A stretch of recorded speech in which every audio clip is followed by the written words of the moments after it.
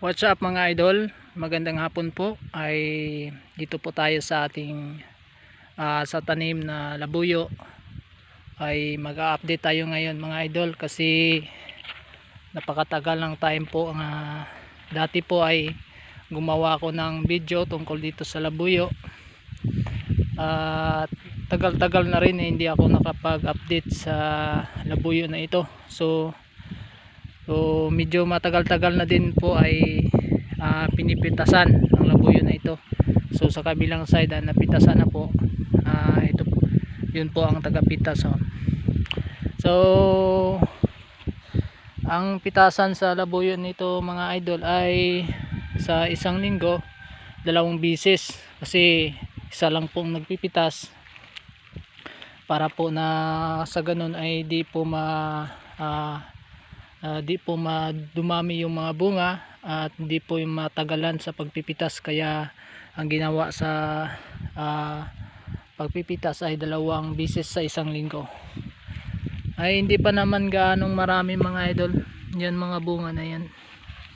Yan. Dati ay kinuwento ko to sa inyo sa una kong video na kasi simula pa lang magbunga ang labuyo na ito. Ay ngayon po ay na-harvest na talaga sa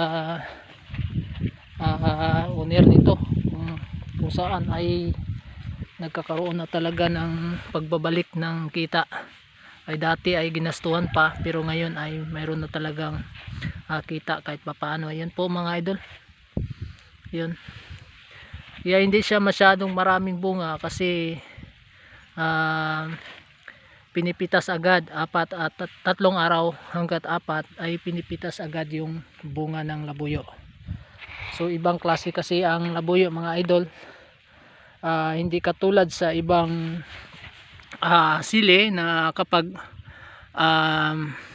hinog na ang kulay niya ay kulay dilaw na, hindi na to kapag katulad sa panigang, hindi na po madadala, hindi na po matatagal sa market. So hindi na po mabibili, so nilalaglag na lang. Pero ang labuyo ay isa sa mga maganda na pitasin ay katulad nito na dilaw na yung bunga niya mga idol, kasi ito po yung ang kailangan ng mga market sa mga bumibili ng sili na katulad nito. Ay required po na kailangan hinog na. So ayan po, super liit yung napakatagal nga pitasin ang siling labuyo mga idol.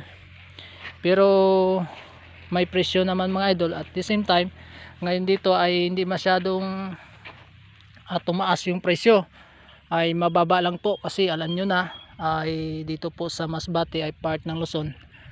At saka hindi po ngayon bear month, no? Alam naman natin na mga farmers na yung mga pananim talaga tulad ng sili ay hindi po masyadong demand kapag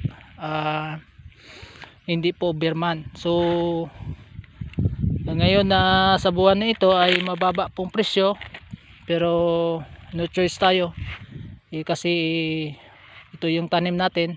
At saka hindi naman lahat na buwan, hindi naman lahat na pagtatanim ay tatama talaga sa mahal na presyo.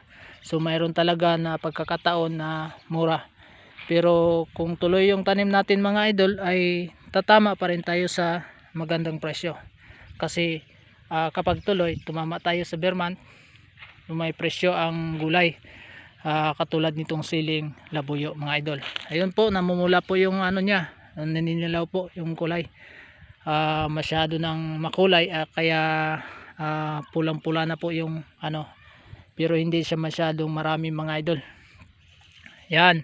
So mas advantage po mga idol pag nagtatanim tayo, mayroon talaga tayong pipitasin. Tingnan mo ang may-ari nito nung nagpipitas siya ngayon. So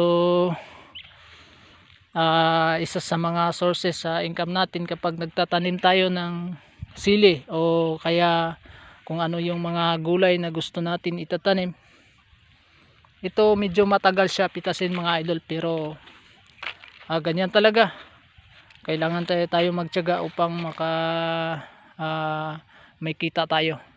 Yun doon sa bandang baba mga idol, doon na side ay mayroon doon na bago pang hindi pa nagsimula yung hinog, kaya dito muna sa banda sa akin yung may mga bunga. So paunti-unti pa lang mga idol, pero medyo matagal-tagal na rin ang sinimulan ang pagpipitas nito mga idol. Yan yan, no, parang lang din yung sili na yung maliliit na, yung term sa amin mga idol ay doon sa Negros ay Bisaya, pero kaya lang tinawag ito na labuyo kasi tinatanim kasi ito at saka yung isa sa mga pinaka demand sa market, yung siling labuyo, ginagamit po sa mga soy sauce, mga mga pang appetizer sa mga pang ihaw-ihaw. Ayan po. So malalaman na natin kung mayroon tayong pipitasin mga idol, kasi nakikita natin na namumula na yung mga bunga niya, no? Ay isa sa mga ibig sabihin na mayroon na tayong mapipitas. So padandahan lang yung pula ng bunga niya mga idol, paninilaw, padandahan. At saka pag na ganito na, pipitasin na natin. Tapos pag sunod na naman na araw, yung mga medyo matanda, yun ay din ang susunod mga idol, katulad nito. Pero tulad nito mga idol ay madadala na to.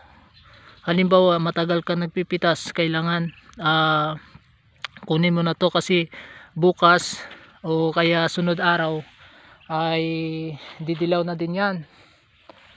Ayan.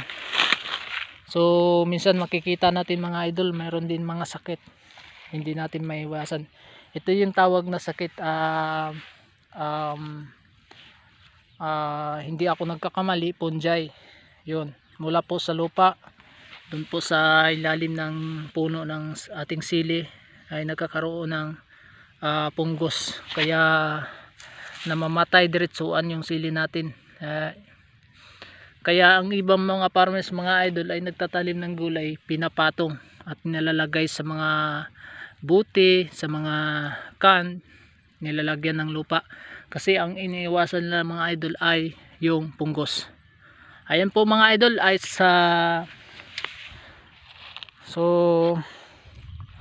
ngayon pa lang ako naka-update sa siling labuyo. Napakatagal po na sa una kong video, doon po ay hindi po nagkakaroon ng ganitong kulay yung siling labuyo. Green na green po yung mga idol, pero ngayon ay mayroon na talagang yun po ay nagkakaroon na po ng income sa patandahan na paraan. Ayan po mga idol, at salamat sa inyong panonood sa ating mga video mga idol, at salamat sa inyong patuloy na pagsuporta sa ating channel. At kung bago ka pa lang sa ating channel, huwag kalimutan mag-subscribe at pakiclick ang notification bell para po na kung mayroon tayong bagong i-upload na videos, updated po kayo.